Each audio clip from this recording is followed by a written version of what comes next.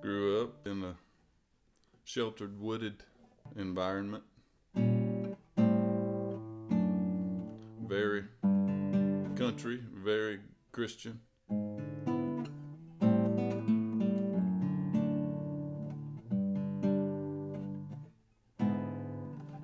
Centered around church, on the weekends and on Wednesday, and around music. Piano's in the house all the time. Mom singing.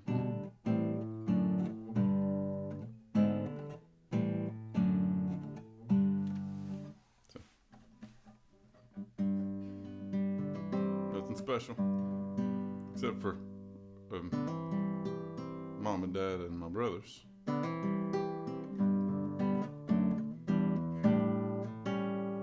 Everybody sings. Not everybody wants to sing in front of people, me included.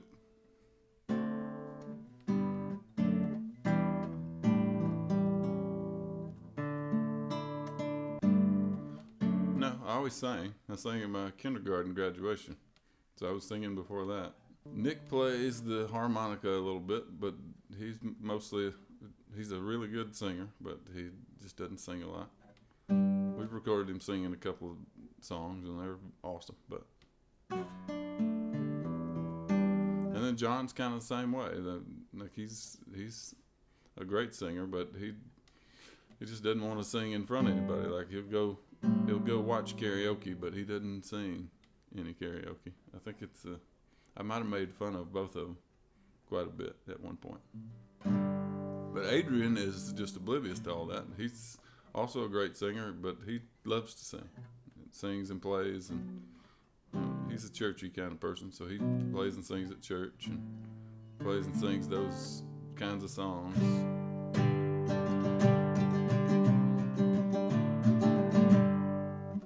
Those churchy kind of worship songs. He's awesome at it.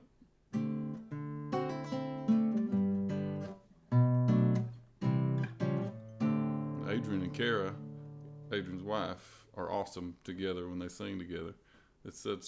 Kara adds a lot to the sound of Adrian's music. Of course, Adrian's good by himself, but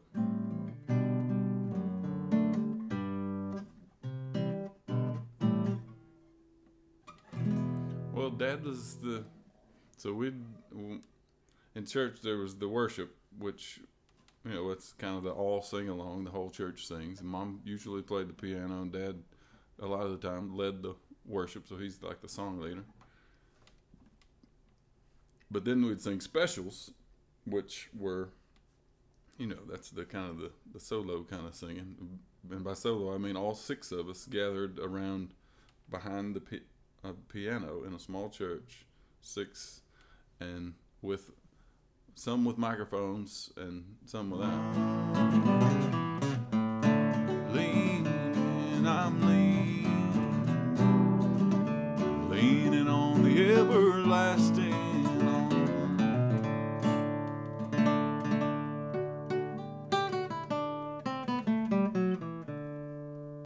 I remember that there's not a lot of room in the tonal spectrum for you to have a place to sing your part. Well, Dad sings the lead, and then Mom sings. So Dad has songs and Mom has songs. But then at a certain point, I was the oldest, so I started getting songs. So it was, and the first one I started singing all the time was "Lord, I'm Just a Baby." Lord, I'm just a baby, teach me how to walk. So that was my first big hit. Everybody liked it. So, but Dad would sing, and then so when Dad's singing, I was a beggar when I found this gold mine. So before my voice changed, I was singing the super high, the highest harmony part. I was a beggar.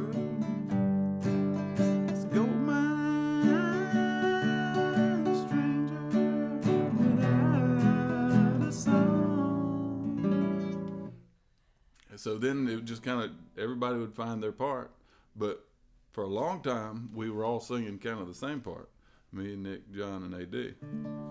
So it was pretty nice when my voice changed, and I went from a soprano to a low baritone in a week.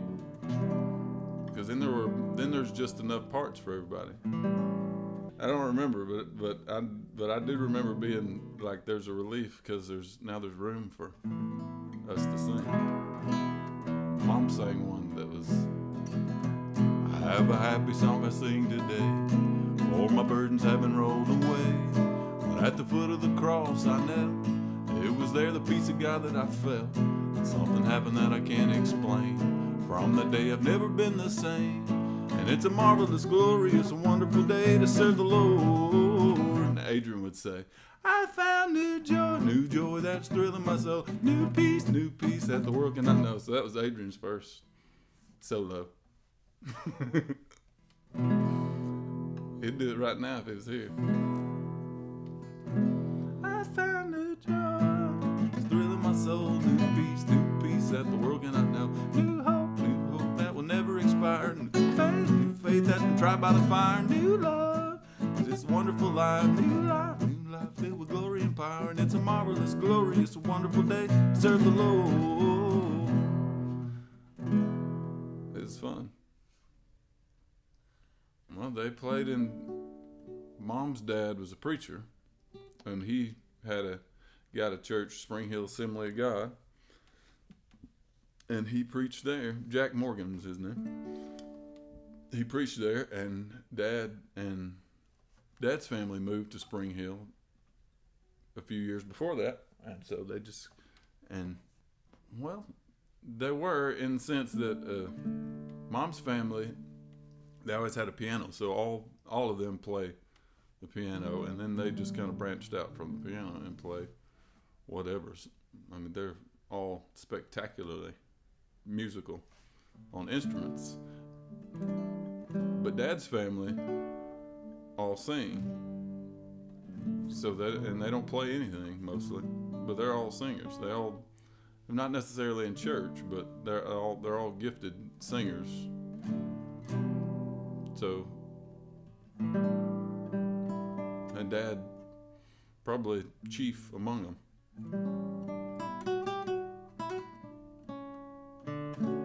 So it was kind of a happy marriage. So they met in church. So Nanny and Papa started going to Mama and Papa's church, and then so they met there. Mom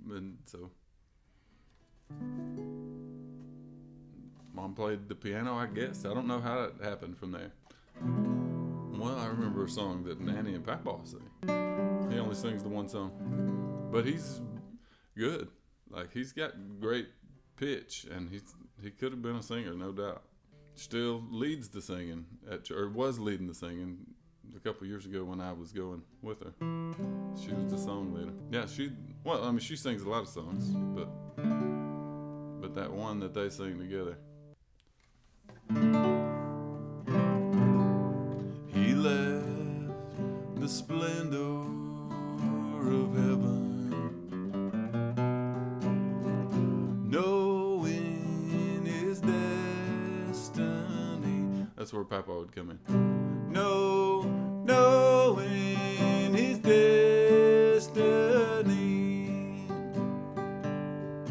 on a lonely hill called Golgotha, there he laid down his life for me. If that isn't love, then the ocean is dry. There's no stars in the sky,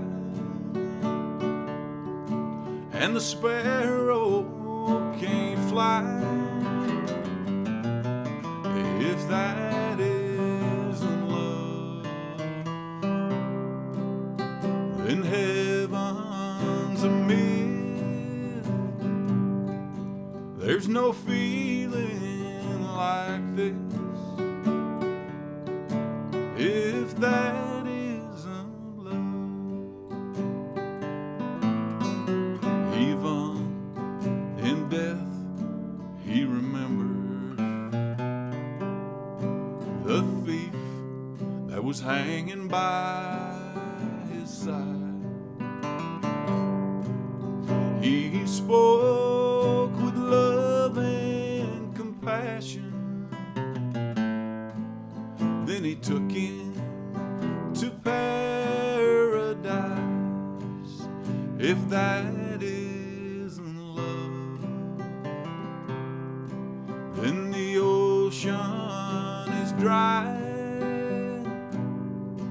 There's no stars in the sky, and the sparrow can't fly.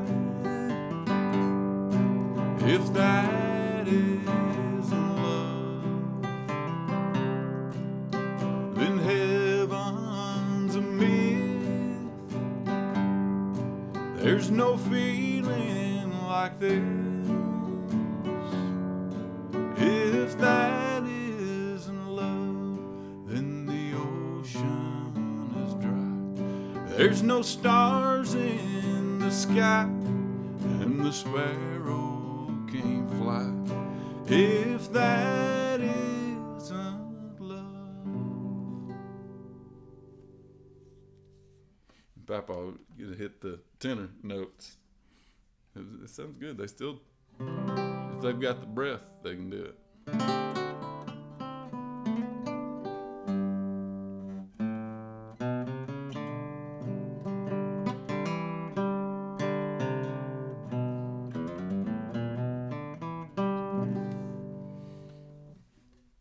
So that was their big hit. And Dad's was the I Was a Beggar.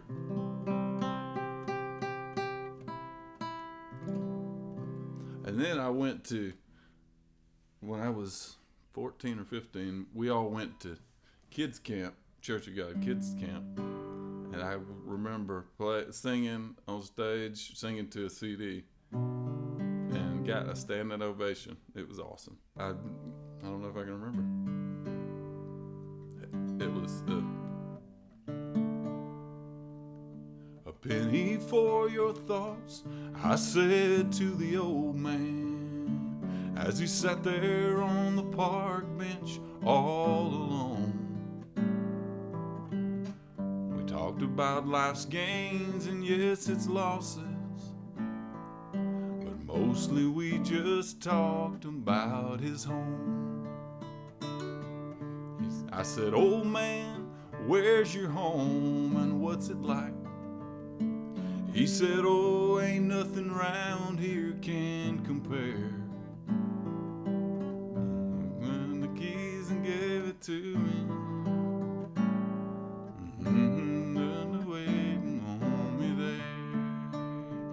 He said, I'm thinking about home, thinking about going home, dreaming about leaving here, ready to be moving on. It won't be long before the sun will set and I'll be gone. But until then, I'll be thinking about home. Something like that. It's a good song though. I sing lots of kinds of music. I like bluegrass, which is kind of gospel. But I just like all kind of acoustic music, mostly. James Taylor is one of my favorites. And I like new country too. I like new country and old country, bluegrass, gospel, and singer-songwriter stuff. Probably just James Taylor, the way he sings. I mean, I don't sing anything like him, but just something about the way he does a lyric is different than kind of everybody else. And Willie Nelson too. You know, they do different things than everybody else does.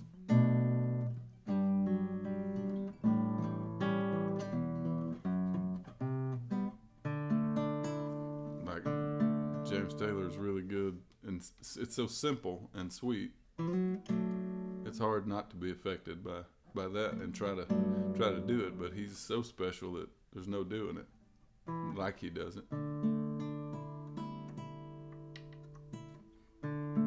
In my mind, I'm gone to Carolina. Can't you see the sun shining? Can't you just feel the moon shining? And ain't it just like a friend of mine to hit me from behind? Yes, I'm gone to Carolina in my mind.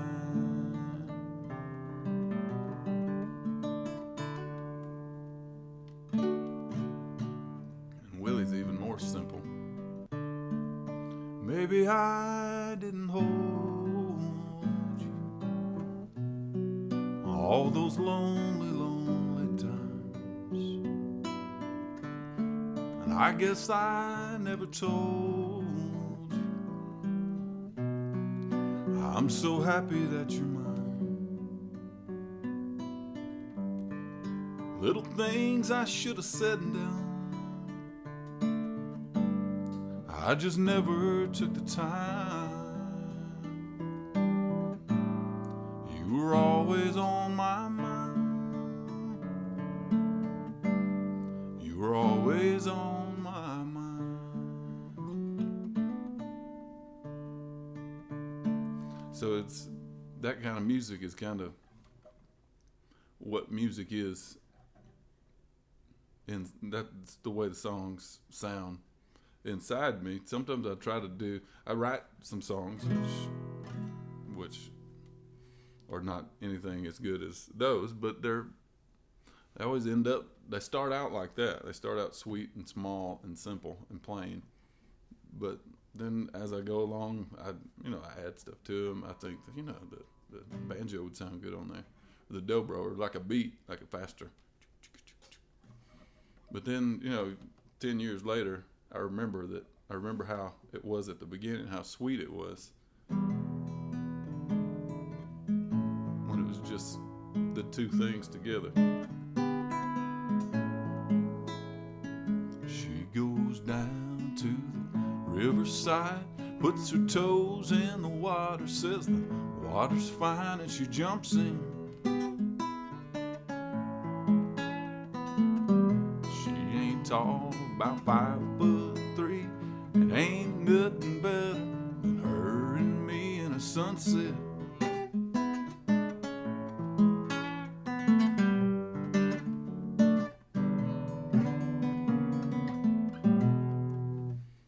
So I get away from the sweetness, but I'm not good at anything but that, so I get back to it pretty quick most of the time.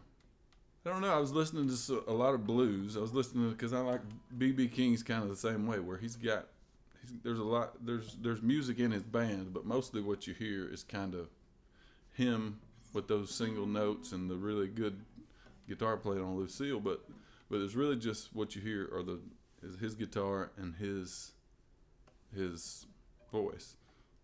So I was listening to a lot of blues, Keb Mo and stuff like that. That's real simple, bluesy, good, raw stuff. But I don't remember if I bought it or if somebody actually accidentally bought me a Bluegrass CD. And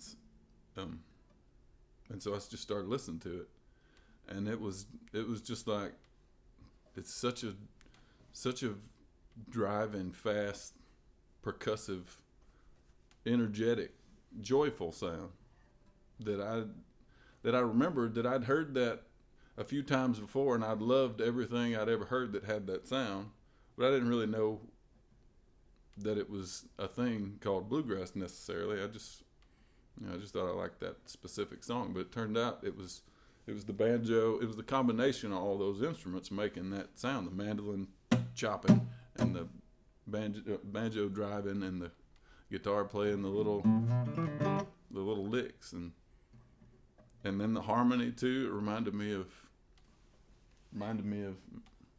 playing with Mom and Dad, like that.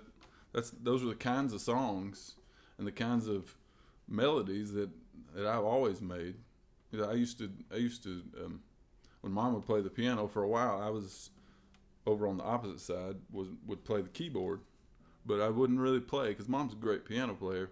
But what I would do is play little licks, and so she'd be playing, and if it was like the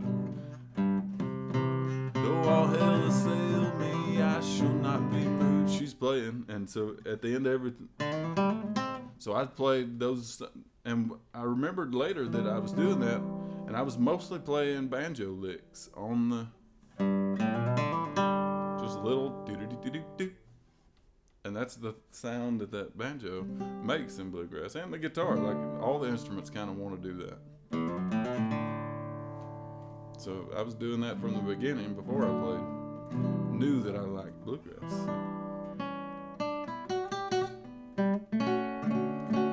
So I bought one, but I thought if I'm going to I wanted to make that sound, so I got the finger picks and I started over, and I always played the guitar with my fingers, so it was tempting to go ahead and play the banjo with your fingers.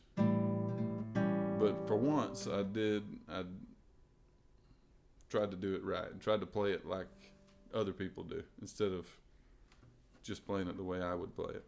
And it was fun. It's still fun. The thing about a banjo, though, is it's only fun in a group of people most of the time, because it can dominate one person. Like, you don't see singer-songwriters playing banjos because it's so decorative. It's all dessert, and it's no meat and potatoes. So I bought one. Start there. I bought a banjo, and I fiddled with it for a couple weeks, and then I ordered it's Murphy Henry is her name, and she has kind of I don't play anything by ear. I mean, I do play everything by ear. I don't play anything by music, because that's it's too much learning for me. I'm homeschooled.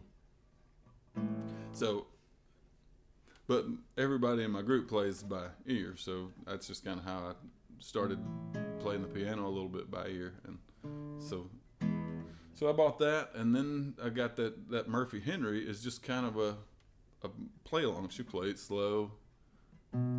She'll play it, and then gradually you get faster and faster. So it's single songs, and you learn Cripple Creek. It's fun. It's easy.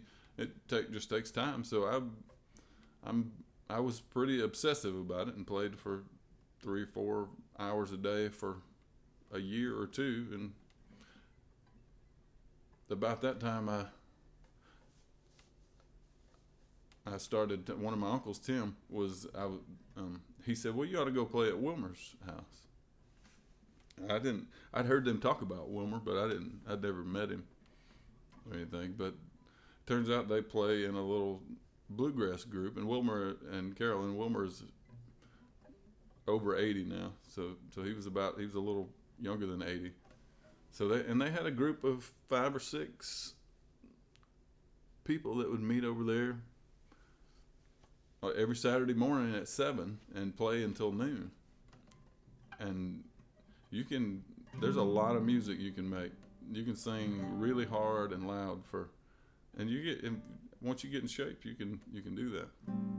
But it was so much fun when I first started, and then I took some lessons from Mitch Key, who was Wilmer's friend that lived there with him. Took some lessons from him, and that was really helpful too. But just being around that music was what's mostly helpful, because once you get that, there's a thing that bluegrass does, and there's just kind of a couple of different ways a bluegrass song goes. I mean, there's a ton of hairy-legged songs that do all kind of chord changes, but there's all the boom chuck. So you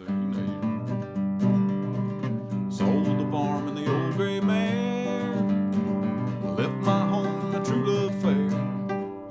So once you get that sound in you, once you only listen to that for a while, and once you sit through 6 or 7 hours a week of doing it steadily, that kind of rhythm kind of becomes a part of you, and it translates to all your other, like, so I was playing the banjo. They didn't even know I knew how to play the guitar for the first couple years I went over there, because I never and Keith, my other uncle, he's a great banjo player and guitar player, so he told them I did. So I guess they did know, but they never heard me play.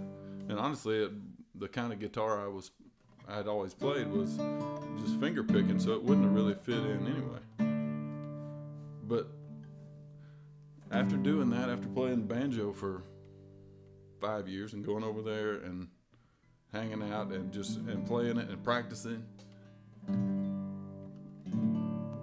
I then kind of got back into the guitar a little bit for some reason, and it was just like that music just translated to the guitar, and all of a sudden I knew how to play things. I mean, it took me a week or two to figure out how to use the pick, but after I did, then I realized that it was just the hearing of that sound, like that kind of music was kind of ingrained in me, like that rhythm and that thing that I can't explain.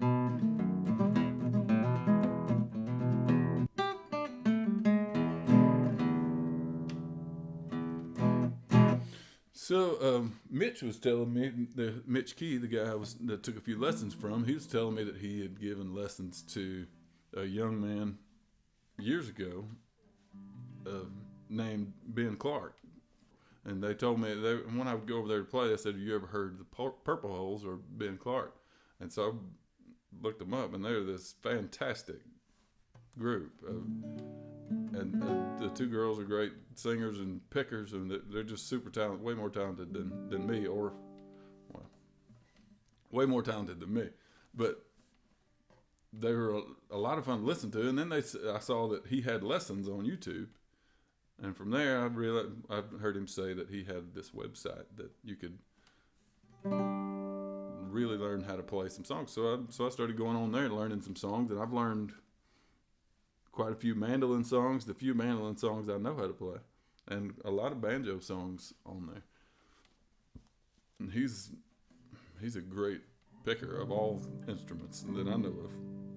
I think he plays piano and dobro, and I know he plays guitar, mandolin, and banjo. So, but it's really fun to take those lessons too. I mean, that's just kind of the way this stuff is. Because it's more than taking lessons. It's kind of chasing the feeling of that sound. There's that sound that certain kinds of music make. Like there's in bluegrass, there's that chuck, that boom chuck that the guitar does, and the mandolin, it has a really hard chop in there too. And then mandolin songs are so sweet, and so it's really just I start wanting to make a certain sound on a dobro or whatever. So then the only way to really know how to figure out how to make that sound, you could sit down forever and noodle with it, which is what I did for 20 years with the guitar. Or you can figure out that you can take a lesson and you're like, oh, so that's how you do it. In 5 minutes, you're doing it. I mean, you're not doing it well usually, but you can, it's a big head start, which is no surprise to anybody who's ever taken lessons at anything, but it was a big surprise to me. I don't know. I'm just a guy that likes to play songs and listen to songs, and I listen to more music. I think I'm a good listener more than I'm a good player or singer. I'd rather sing harmony than I'd rather sing backup and play the guitar than I would sing lead. But I like singing lead too. I don't know. I don't really have one. Well, at the Bluegrass Jam, if I had to pick up a guitar, then they always want me to play Long Black Train by Josh Turner. I don't know if I can do it now. There's a long black train coming down the line, feeding off the souls that are lost and crying. Rails of sin, only evil remains. Watch out, brother, for that long black train.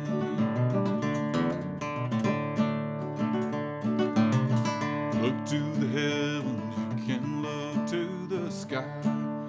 You can find redemption staring back into your eyes. There is protection and there's peace the same. Watch out, brother, for that long black train. And you know there's victory in the Lord, I say.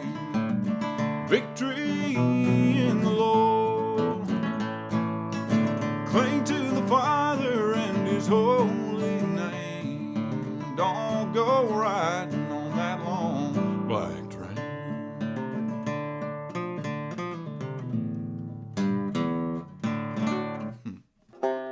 What a friend we have in Jesus.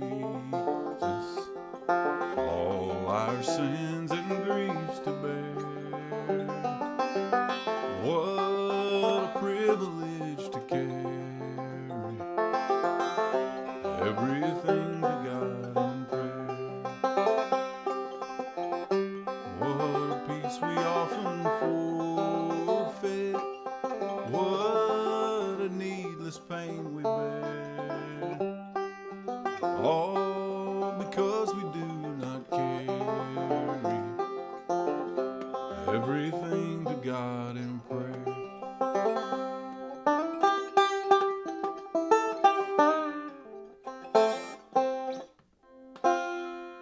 My favorite bluegrass song is The Little Mountain Church, which is a Doyle Lawson song. There's a little mountain church in my thoughts of yesterday, where friends and family gather for the Lord, where an old-fashioned preacher taught the straight and narrow way for a few coins the congregation could afford. Dressed in all our Sunday best, we sat on pews of solid oak, and I remember how our voices filled the air. Mama sounded like an angel on those high soprano notes. When the roll's called up yonder, I'll be there. Looking back now, that little mountain church house, it's become my life's cornerstone. It was there in that little mountain church house I first heard the words I based my life upon.